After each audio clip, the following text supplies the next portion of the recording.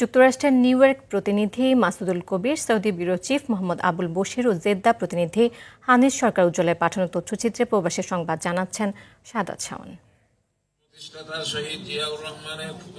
যুক্তরাষ্ট্রের New York মহানগর উত্তর বিএনপির উদ্যোগে বিএনপির ৪৬তম প্রতিষ্ঠাবার্ষিকীর আলোচনা সভা ও দোয়া মাহফিল অনুষ্ঠিত হয়েছে।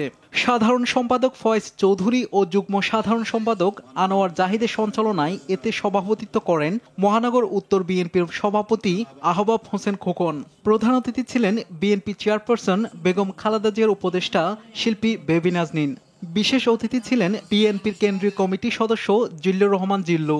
গেল ১৬ বছর আওয়ামী লীগ বিএনপি নেতাকর্মীদের উপর যে জুলুম নির্যাতন চালিয়েছে তার বর্ণনা দেন ভুক্তভোগী নেতাকর্মীরা। সৌদি আরবের পশ্চিমাঞ্চল বিএনপির উদ্যোগে বাংলাদেশ কনসুলেটে নবাগত কনসাল জেনারেল মিয়া মোহাম্মদ মইনুল কবিরের সাথে মতবিনিময় সভা হয়েছে।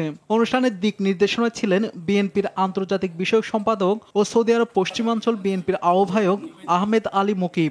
এ সময় উপস্থিত ছিলেন মীর মনিরুজ্জামান তপন, জেদ্দা মহানগর বিএনপির সভাপতি সিআইপি কেফায়েতুল্লাহ চৌধুরী কিসমত, মঈন চৌধুরী, টিপু সুলতান, সাকাওয়াত হোসেন, প্রকৌশলী নুরুল আমিন, শফিক আহমেদ, শেখ মুস্তাফা আহমেদ, আলমগীর হোসেন, আমিনুল ইসলাম, সুলাইমান হক ভুট্টু, আহমেদ রহিম, জাহাঙ্গীর সরকার, আলাউদ্দিন, সোহাগ মজুমদার সহ আরো অনেকে।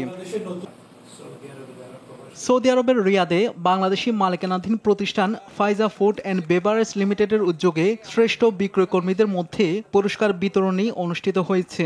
প্রতিষ্ঠানটির ব্যবস্থাপনা পরিচালক মমিনুল ইসলাম রবির সভাপতিত্বে অনুষ্ঠান পরিচালনা করেন আমিনুল ইসলাম নয়ন।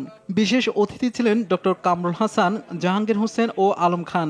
এ সময় আক্তার হোসেন, রিপন শেখ, মকবুল হোসেন, তামিম হোসেন, হৃদয় আহমেদ, নাসির হোসেন ও মুক্তার হোসেনের হাতে সম্মাননা তুলে দেওয়া হয়। শাহাদাত শাওন, RTV।